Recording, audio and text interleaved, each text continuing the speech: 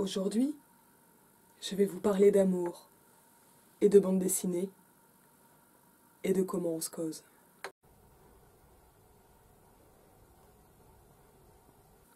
Ça fait maintenant plusieurs mois que j'ai envie de parler de cette bande dessinée, qui est la première de Liv Strømquist que j'ai découverte. Ça faisait longtemps que je voulais en lire, et j'ai lu celle-là, et on m'a offert toutes celles qui sont traduites en français. Merci mon petit frère. Et c'était d'ailleurs assez beau parce que je les ai eues pour ma soutenance de thèse le soir même. Formidable. Enfin, non, petit à petit, entre mon anniversaire et ma soutenance de thèse. Et là, c'est vraiment de celle-ci qui est à la fois la première que j'ai lue et la dernière publiée en français, dont je voudrais parler. La rose la plus rouge s'épanouit. Donc Liv Strømquist, elle est, oh là, je vais dire une bêtise, suédoise, donc c'est une femme, hein, BDiste, suédoise, oui. C'est traduit par Kirsi Kinnunen, et je suis sûre que je le prononce mal, Kinnunen, je pense, parce que le U est apparemment un son très, très français. Et on le trouve aux éditions Sous le signe noir de Rackham. C'est de la belle BD, on est dans du beau bouquin, on n'est pas tellement dans le format habituel. Alors je vais prendre hop, une BD qui traîne juste pour montrer. Il paraît que c'est bien, je ne l'ai pas encore lu, c'est en attente. Là on est dans un format classique BD, on voit bien hop, que les choses sont quand même très différentes en épaisseur. Là on a un carton beaucoup plus épais, c'est un peu fragile d'ailleurs, mais de toute façon les bandes dessinées c'est fragile, il ne faut pas trop les ouvrir. C'est aussi une différence de format. Hop, là on est sur un pétillon qu'on regrette beaucoup. Et Rochette, chez Albin Michel. Donc c'est vraiment le format BD. C'est quoi la BD? C'est du 24-32, je vais encore me faire engueuler. Là on est dans quelque chose qui est différent et avec un titre assez mystérieux. Alors La rose la plus rouge s'épanouit, c'est la suite d'une BD qui est probablement beaucoup plus célèbre. Alors, et ça coûte 22 €, ce qui est cher et normal. Il y a vraiment de la lecture. Un truc qui me retient dans l'achat des bandes dessinées, c'est la rapidité à laquelle je les lis. Avec les bandes dessinées de Liv Strømquist, on a vraiment de la lecture. Je ne sais pas si on a toujours de la relecture, mais je pense qu'on a pas mal de découvertes quand on les reprend. Et là, je l'ai juste un peu parcouru avant de venir en parler. Je me suis dit, bon là, aujourd'hui, je vous parle d'amour, et donc de Liv Strømquist, et donc de La rose la plus rouge s'épanouit. Ça m'arrange pas en tant que bordelaise, hein, comme titre. Et... bon voilà, il y a un moment, les bandes dessinées ont un prix et c'est normal. Mais je comprends que cela puisse être prohibitif. Que faisait Liv Strømquist dans Les sentiments du prince Charles? Elle s'intéressait... Alors en fait, déjà, que fait Liv Strømquist? Et sur cette partie-là, je vais quand même pas mal m'appuyer donc sur mes lectures. Et mes lectures, elles ont quand même été conditionnées par la communication d'Anne Grandénon à un colloque consacré à l'essai médiatique. C'est un colloque qui était organisé... à l'université de Marne-la-Vallée par Irène Langlais et Chloé Wacked. Moi, je lui ai parlé de toute autre chose. Et Anne Grandénon y a parlé des bandes dessinées de Liv Strømquist et de leur forme essayiste et des différentes modalités qui permettent de faire passer des savoirs en bande dessinée. Alors là, je m'appuie sur mes souvenirs. Les actes du colloque ne sont pas encore publiés, c'est en cours. Mais en tout cas, ils le seront bientôt, probablement dans le courant de l'année prochaine. Oui, ça devrait être à peu près ça. Je le verrai bien au premier semestre 2021. À confirmer, évidemment. Donc, voilà, je lui dois beaucoup. Et pour Liv Strømquist, donc je m'apprêtais à lire et puis j'ai tardé. Et plus généralement pour les questions de féminisme. Je vous ai déjà parlé d'Anne Grandénon pour la faire chérir. Alors, La rose la plus rouge s'épanouit, ou plutôt les bandes dessinées de Liv Strømquist, ce sont des bandes dessinées de, on va dire, de vulgarisation et souvent avec quand même un certain apport de la sociologie. Mais on n'est pas exactement comme dans la série, alors c'est qui elle pour le coup est beaucoup plus petite et beaucoup plus poche en fait. De la BD Tech des Savoirs, où là on va vraiment avoir un exposé dessiné. On n'est pas non plus comme dans ce titre qui est quand même souvent réédité, qui n'a pas été un moment qu'il est à nouveau, qui est l'histoire du théâtre des origines à nos jours. Alors le titre est de mémoire, mais c'est vraiment là un gros pavé. Je crois que ce sont même des éditions universitaires. Pour un théâtre dessiné, ce qui est important, puisque le théâtre c'est quand même un art très visuel, et je trouve que la bande dessinée se prête très très bien à une histoire du théâtre. Liv Strømquist, on va plutôt être du côté de l'essai. en ce que, bah, on va la voir, elle va elle-même se représenter. Et ça, c'est quand même des caractéristiques de laisser cette espèce de subjectivité. Et en fait, ce qu'on a, ce n'est pas son parcours à elle en tant qu'enquêtrice ou lectrice, mais d'abord, alors surtout dans les premières, des choses qui sont vraiment entre le petit exposé historique et l'anecdote. Et elle franchit vraiment un grand cap avec les sentiments du prince Charles et sa suite, La Rose la plus rouge s'épanouit. Parce que là, il s'agit vraiment d'enquêtes en chapitrées, en fait, hein, en séquencées, en chapitres, sur, sur l'amour. Alors, dans les sentiments du prince Charles, donc elle va partir, hop, de l'anecdote, donc Lady Di et le prince Charles, pour expliquer ce qui fait que cela ne fonctionne pas dans le couple moderne. Et alors, je les ai lus en plus dans le désordre. Je sais pas trop pourquoi. La Rose la plus rouge s'épanouit est arrivée à un moment important pour moi et un moment de bascule. Je vais essayer de pas parler de moi parce que c'est pas très intéressant. Mais je l'ai trouvé bien plus important que les sentiments du prince Charles. Je pense que ça gagne à être lu vraiment après, contrairement à ce que j'ai fait. Et ce que ça me permet, en fait, c'est de réfléchir à donc ces entraves amoureuses, mais aux besoins d'amour. Alors, comment c'est fichu une BD de Liv Strömquist? Alors, déjà, c'est fichu en étant beau. Chac, chac, chac. What? Ça va être donc énormément de jeux de mise en page. C'est difficile de parler bande dessinée. Alors, souvent, des choses comme ça, un peu fanzine. Alors, comme dans Les Sentiments du Prince Charles, ici on parle de Leonardo DiCaprio et de ses amoureuses. La question est de savoir s'il aime vraiment. Mais on va avoir aussi donc des retours en pleine page, avec des inversions comme ça, noir sur blanc qui passe à blanc sur noir. Un style de dessin très fanzine, Anne l'a bien souligné, et c'est important le côté fanzine, parce que ça c'est un côté militant, mais ça va aussi donner une impression d'accessibilité. Alors apparemment Strömquist dit qu'elle dessine pas bien, ce qui paraît quand même un peu étonnant, parce que déjà elle arrive à faire un truc que moi je n'ai jamais réussi à faire quand je faisais de la BD, quand j'étais au lycée, c'est-à-dire qu'elle a des personnages qui non seulement vont être spécifiques, donc se ressembler à eux-mêmes, je suis très ressemblante, faisait Nia Gottlieb à Claire Bretéché, et qui en plus vont continuer à se ressembler de case en case. Alors moi, je faisais que des personnages qui se ressemblaient tous, mais pas à eux-mêmes de case en case. Donc, bref, la BD c'était un peu compliqué, et j'ai abandonné assez vite.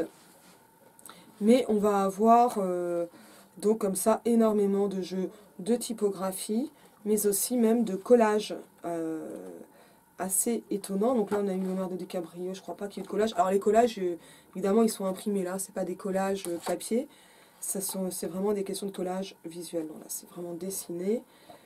C'est une BD qui est très élaborée à ce niveau-là. Alors là, on en a un petit... Voilà, hop. Ça fait partie des choses d'ailleurs qu'Anne avait montré. Tac. Avec énormément de références à la pop culture, alors qui parfois sont un peu obscures quand elles sont suédoises. Mais donc là, on voit bien des effets de collage et même sur cette page-là, des références à d'autres bandes dessinées. Donc hop, c'est carrément découpé. Ça donne l'impression de ce qu'on a... ça appartient à l'esthétique du do-it-yourself. Ça va vous donner une accessibilité, ça fait que c'est agréable à lire, elle se représente elle-même, on va la suivre se posant ces questions. Donc on ne la suit pas au fur et à mesure de ses lectures, c'est pour ça que c'est... Il y a eu un projet aussi de socio et bande dessinée il y a quelques mois, années, j'aurais dû répondre, j'ai été nulle. Mais pour avoir des espèces de collaborations chercheurs BD, là, l'autrice dessine, donc qui est à la fois scénariste, dessinatrice, qui fait tout, elle va pas aller interviewer, elle va directement lire, et je suppose qu'elle a beaucoup plus lu que ce qu'elle raconte. Elle va directement raconter ce qui est intéressant, et l'idée n'est pas de le raconter de façon historique, etc., mais il y a une composition globale de la bande dessinée, donc il va partir de cette anecdote de « Tiens, mais pourquoi ?» Une question un peu banale. Sur les mises en page, on voit que ça peut être... Là, c'est vraiment des choses qui sont archi-visuelles et qui marchent très très bien. Donc tout est en noir et blanc, avec évidemment des gradés de gris. Pas partout, hein. Là on a du noir et blanc pur, parfois du dégradé. Et avec cette esthétique hyper fanzine, donc ça on le voit avec les phylactères, donc les bulles qui sont tordues, tout en majuscule, mais en même temps, beaucoup de sources. Donc là, des collages, cette fois plus érudits, comme on peut le voir sur la page droite, pour avoir les questions. Donc c'est vraiment comme si elle avait découpé un magazine et qu'on lisait directement un peu de couleur. Il y en a très peu, mais il y en a. Voilà. Et qu'est-ce que ça permet? Ça permet des choses assez différentes. C'est-à-dire, ça va amener et donc une impression d'accessibilité, quelque chose qui va être irrévérencieux, mais en même temps très référencé. Voilà, en photo là, on a aussi par exemple ici Sex and the City avec Samantha, et des citations. Bon, je ne vais pas tout spoiler, hein, mais ça, tout ça, ces effets formels, c'est vraiment hyper intéressant parce que ça dynamise énormément la lecture et c'est long à lire. C'est-à-dire que je ne l'ai pas lu en une soirée, quoi. C'est vraiment un gros pavé. Et ça, pour moi, c'est positif parce que vraiment, c'est ce qui me retient donc toujours d'acheter des BD. Les BD, c'est quand même onéreux, c'est quand même pas facile Enfin, voilà, acheter une BD qu'on aime déjà, c'est quand même... c'est-à-dire qu'on a déjà lu, c'est un peu dommage. Il y a des BD qui se relisent pas tant que ça, comme les livres. Et voilà, enfin, c'est vrai que je vais avoir plus tendance à acheter des poches, quoi, que des bandes dessinées. À mon grand regret, moi, je suis fille de collectionneur de BD. Donc la BD, c'est peut-être bien plus que la littérature, mais avec la littérature, mais c'est vraiment ce qui m'a faite, quoi.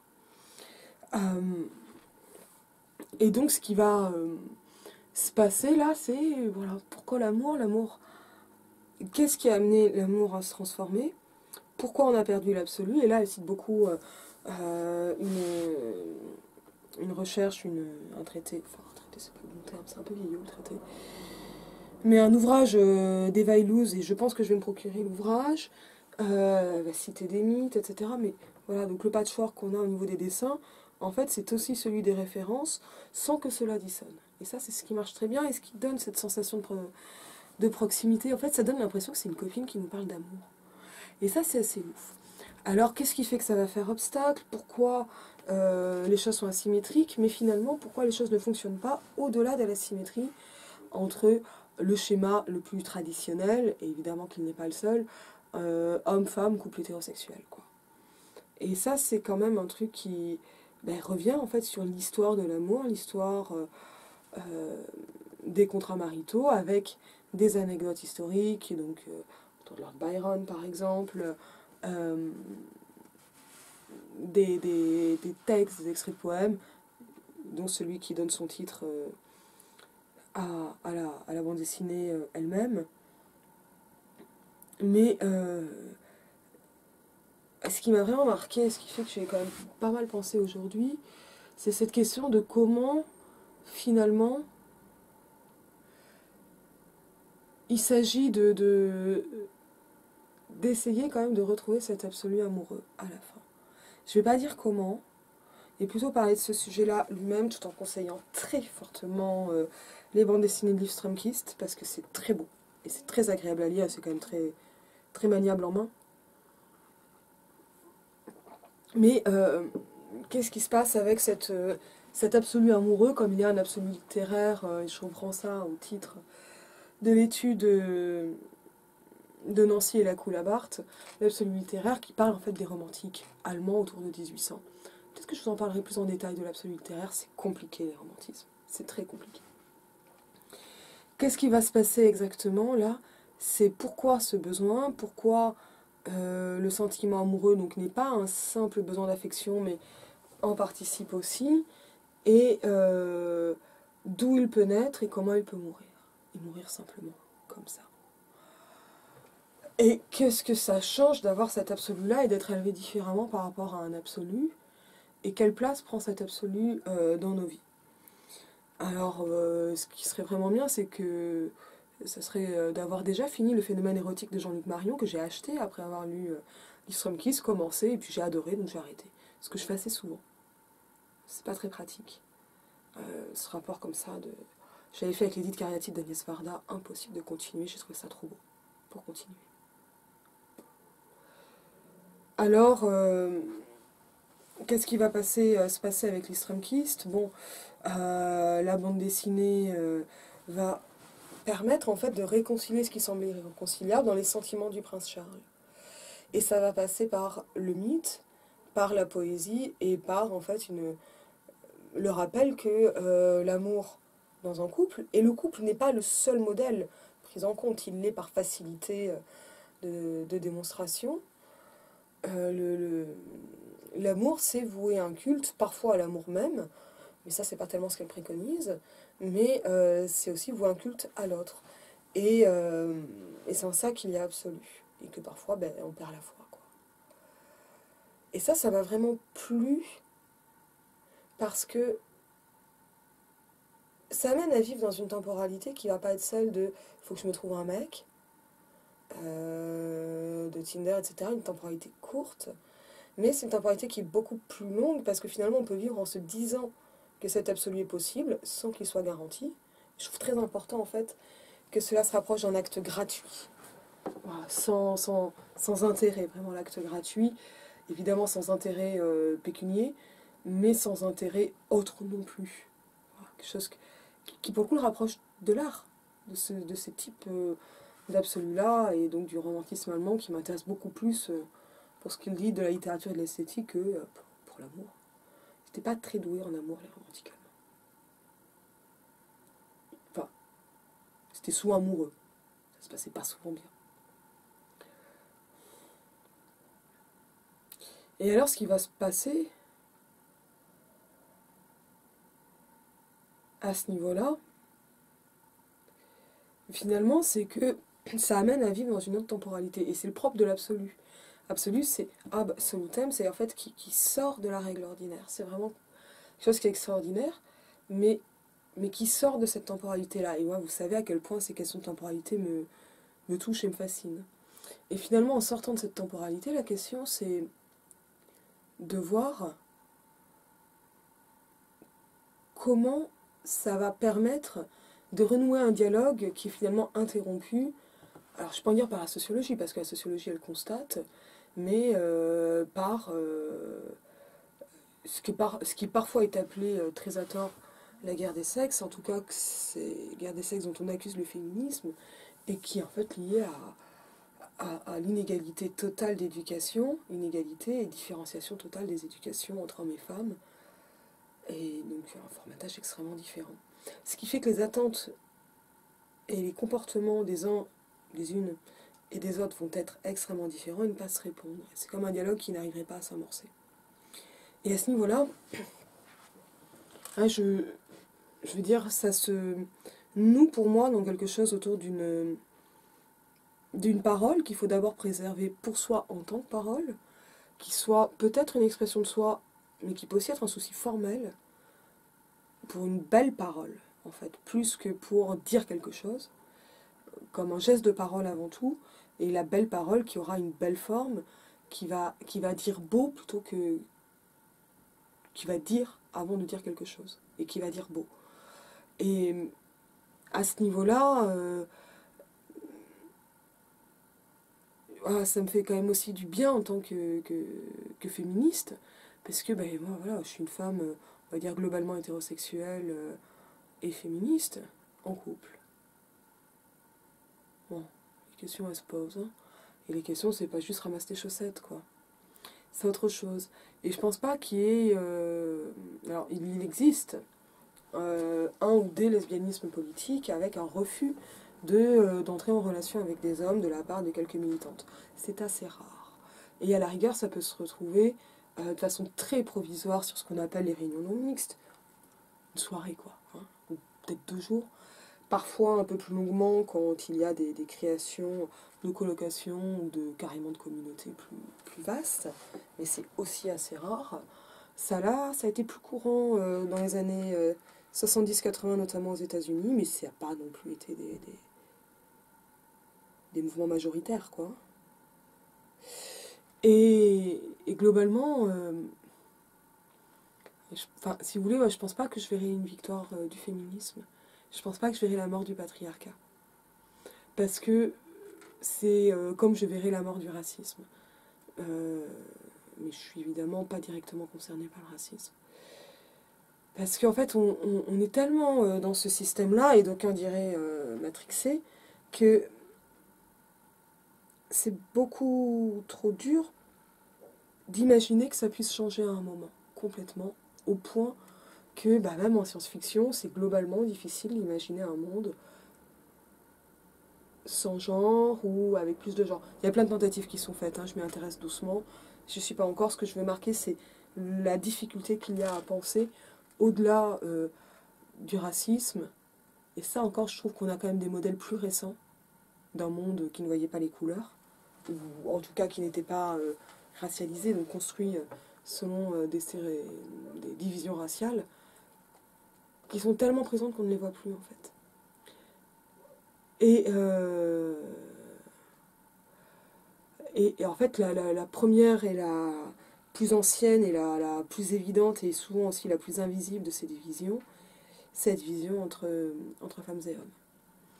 Et là, la question du dialogue, comme globalement celle du dialogue entre militants ou du dialogue, on va dire, tout court, entre gens d'opinions différentes par exemple, ben, elle est parfois compliquée parce qu'on ne vit pas dans le même monde en fait. Et s'il est difficile de dialoguer, il est bien difficile de s'aimer. Et en même temps, je trouve que ce que fait Islam Kist est vraiment important parce que c'est très accessible. Alors ça reste une BD, c'est pas de la BD pour enfants quoi. Mais c'est vraiment, ça m'a semblé vraiment facile à lire. Peut-être que je me trompe, peut-être que c'est pas si facile que ça à lire et que c'est lié à mon propre cursus. Mais en même temps, ça explique tout en donnant quelque chose de l'ordre d'une temporalité d'un au-delà. Alors c'est pas de la SF, elle sait pas d'imaginer un monde au-delà du patriarcat, mais comment il est possible de s'aimer quand même. Bon, moi, des fois, j'ai envie d'être plus et optimiste et pessimiste que ça. C'était vraiment une des revendications des féministes au XIXe siècle, en fait, l'égalité, pour réellement pouvoir s'aimer, parce qu'on ne peut pas s'aimer tant qu'il n'y a pas d'égalité. On ne peut pas réellement s'aimer si on n'est pas égaux.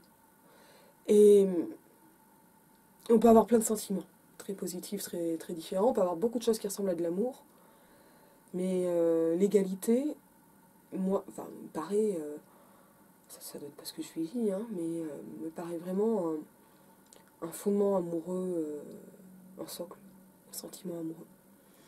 Et je ne comprends pas, en fait, les relations inégalitaires, et notamment avec des statuts différents, des âges très différents. Je ne comprends pas parce que maintenant, bah, maintenant j'ai des étudiants, quoi. Et ils sont beaucoup plus jeunes que moi. Et je comprends pas, en fait, ce que ça apporte quand on est, on va dire, dans la fleur de la jeunesse ou d'un âge mûr, d'entrer en relation amoureuse avec des gens qui ont 20 ans de moins. Je comprends pas. Vraiment, c'est un truc que je comprends pas. En fait. Et plus j'avance et moins je comprends ce qu'il peut y avoir si ce n'est une recherche de réconfort, un besoin d'être assuré, dans le meilleur des cas. Ou un besoin de pouvoir qui me paraît quand même souvent présent. Je vais pas vous dire tous les couples ou quoi, hein, mais ça me paraît beaucoup plus dur d'avoir de l'égalité quand on n'a pas une égalité sociale. Et c'est là où elle me fait du bien, Stromkist, parce que cette inégalité sociale était très bien montrée dans Les Sentiments du Prince Charles. Elle n'est absolument pas niée dans La Rose la plus rouge s'épanouit, qui peut être lue absolument indépendamment. Hein. Vous pouvez lire que celle-là si vous préférez le faire ainsi. Et en même temps, en fait, il faut postuler cette égalité, tout le temps. Je veux dire, en tant qu'enseignante, je sais que je vais enseigner, donc il y a une verticalité, il y a un rapport hiérarchique avec mes étudiants. Et je pense qu'il est important. Mais par contre, mon but, c'est de les amener à égalité. De leur donner ces outils-là, en sachant que le gros du boulot, c'est de le faire. De leur donner les outils et les voies pour qu'ils s'émancipent eux-mêmes et qu'elles s'émancipent elles-mêmes. C'est ça, mon boulot. C'est de construire de l'égalité. Et en tant que militante, c'est aussi ce que j'essaie de construire. Et c'est très compliqué parce que quand on est militante, on peut être très en colère. Et ça rend un dialogue difficile. Mais surtout, on n'est pas écouté. Et surtout, on peut être moqué. Et dans les cercles militants eux-mêmes, il peut y avoir des réflexes, parce que on se forme, et parfois on se forme un peu vite, ou on ne peut pas se former sur tous les sujets en même temps. Et il y a des réflexes en fait aussi qui vont faire communauté, et qui vont passer par des codes linguistiques par exemple. Comme on a des codes culturels amoureux. Comment on va faire pour draguer après MeToo? Elle n'était pas si débile cette question, elle a vite répondu, en postulant de l'égalité. En fait, ce qu'on aurait dû faire dès le départ. Et effectivement, quand vous commencez à aborder des femmes dans la rue pour leur dire qu'elles sont belles, est-ce que vous le feriez à vos potes? Vous avez rencontré comment vos amis? Vous avez dragué dans la rue? Faut pas chercher autrement. Hein. Si vous le feriez pas à un homme, ne le faites pas à une femme. Et inversement. Et là, en fait, voilà, ça veut pas dire qu'il faut pas draguer, hein, mais il faut draguer avec ça. Et puis, il faut arrêter avec le mot draguer. Draguer, il faut se rappeler que c'est un terme de pêche qui rappelle un peu toute la prédation qu'il y a dans les jeux érotiques, pour le dire avec beaucoup d'euphémisme et de moquerie. Draguer, c'est ramener un filet dans les profondeurs maritimes pour ramener un maximum de poissons, quoi. Donc draguer, c'est en fait, c'est quand on fait ça systématiquement pour qu'il y en ait une qui finisse par craquer. C'est pas chic. C'est pas chic et c'est pas une très belle attitude. Et ça montre ce rapport inégalitaire que je pense qu'il faut abolir. Mais c'est compliqué de l'abolir. Et comment on va causer, comment on va faire communauté pour réussir à parler entre militants? On va avoir des codes. Parce qu'il y a des choses sur lesquelles on se comprend et on sait qu'on va partager une vision du monde, quel que soit le militantisme. Le problème, c'est que ces codes, on va très vite les prendre comme signe de ce militantisme et qu'on peut donc les appliquer de façon un peu rapide et un peu automatique ou mécanique. Et là, ils peuvent avoir des effets pervers. Et en ce moment, je pense qu'on a un gros problème de communication dans les cercles, on va dire, de gauche. Déjà, entre nous, pour régler les problèmes et les conflits. Parce que je vois pas comment... Et c'est pas un problème juste de communication, de formation théorique, même si ça me semble important. C'est-à-dire, je ne vois pas comment on peut rêver le monde d'après si on n'y croit pas. Et si on... Et pour y croire, en fait, et le faire, enfin, parce qu'on va partager un idéal commun, et c'est en ça que ça peut être quelque chose d'un peu religieux. Je vais essayer d'être prudente parce que moi, je suis pas religieuse. Mais que ça peut nous amener un sentiment de communauté, d'appartenance. Il ne s'agit pas de communautarisme ici. Ici, on sent qu'on est bien ensemble parce qu'on est dans un même groupe. On partage les mêmes valeurs. Et je vois pas comment les choses sont possibles si... vont être intéressantes, je vais plutôt le dire comme ça, qu'en termes de faisabilité, si de là ne découle pas un sentiment de camaraderie, de l'humour, l'envie de bosser ensemble. Et là, en fait, je vous fais du Renan. Là, je reprends Qu'est-ce qu'une nation. Et parfois, quand on a du bol, de pouvoir s'aimer. Et là, il faut vraiment... Enfin, il faut rien du tout, parce que c'est pas à moi de prescrire ce genre de choses. Mais cette bande dessinée, elle me paraît vraiment emblématique, comme ça, de cette voie à suivre. Do it yourself, on fait de la débrouille. On part du monde qui existe déjà. C'est ce qu'on a avec les collages, avec ce type de typographie, pour essayer d'expliquer ce monde-là et d'y frayer une voie qui soit et plus accueillante et littéralement plus inclusive, en ce qu'elle va permettre d'accueillir beaucoup plus et d'accueillir, je sais pas, quand on accueille les gens à la maison, que ce soit une maison ou pas, hein, et quand on reçoit, on est dans un bar et puis hop, il y a un pote qui arrive, on va le présenter, on va être sympa, on va faire une blague, mais une blague sympa. Pour que tout le monde rigole, tout le monde est sympa, on a rigolé ensemble, on va continuer. Et je trouve que la BD est vraiment un bon médium pour ça. C'est pas le seul, hein, je vous ai déjà parlé de cinéma, mais ce sont vraiment des formes qui me paraissent importantes pour ces questions comme ça, de création de liens. Et en fait, ce sentiment, on va dire, d'appartenance à une communauté ou à un groupe, quel qu'il soit, c'est pas seulement, ça doit être un réconfort pour le présent, avec une vision pour un avenir lointain. Et je trouve que c'est comme ça que ça marche pas mal. Et que ça nous manque beaucoup. Alors, voilà, cette vision commune, ça peut être dire ensemble ce qui va pas, etc. Mais c'est d'abord rigoler, quoi. C'est vraiment d'abord rigoler, et ça, c'est vraiment un truc qui manque. C'est probablement parce que le monde est de moins en moins fun. Alors lisez des BD. J'espère que ça vous aura intéressé, je vous dis à bientôt.